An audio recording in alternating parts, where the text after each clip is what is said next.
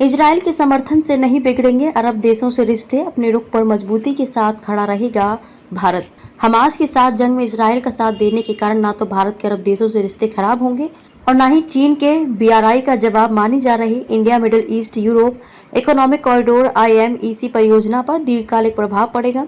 भारत मानता है कि हमास के हमले को अब दुनिया आतंकवाद के रूप में देख रही है। इसके अलावा मुस्लिम राजनीति पर असर रखने वाली ताकतें अब इजराइल पर फलस्तीन के मामले में पहले जैसी तल्खी नहीं रखती।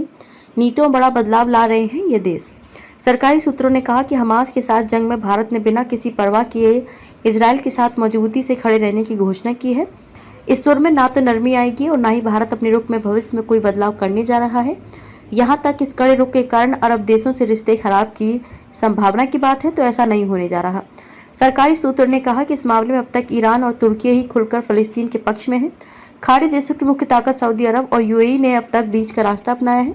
दोनों देश अपनी नई वैश्विक पहचान बनाने के लिए अपनी नीतियों में बड़ा बदलाव ला रहे हैं। इसी रणनीति के कारण सऊदी अरब और इजराइल करीब आ रहे हैं। फलस्तीन ने नहीं दिया भारत का साथ।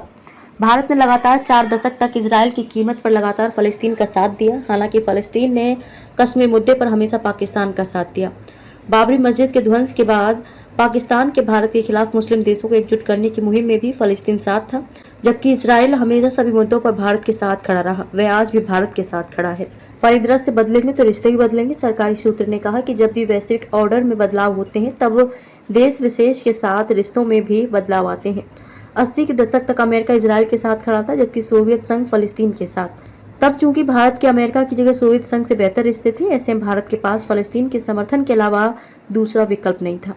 सोवियत संघ के बिखराव के बाद वैश्विक ऑर्डर में बदलाव आया। इसके बाद नरसिम्हा राव सरकार ने पहली बार इजराइल से कूटनीतिक रिश्ते जोड़े, जिससे वर्तमान सरकार ने नई ऊंचाई दी।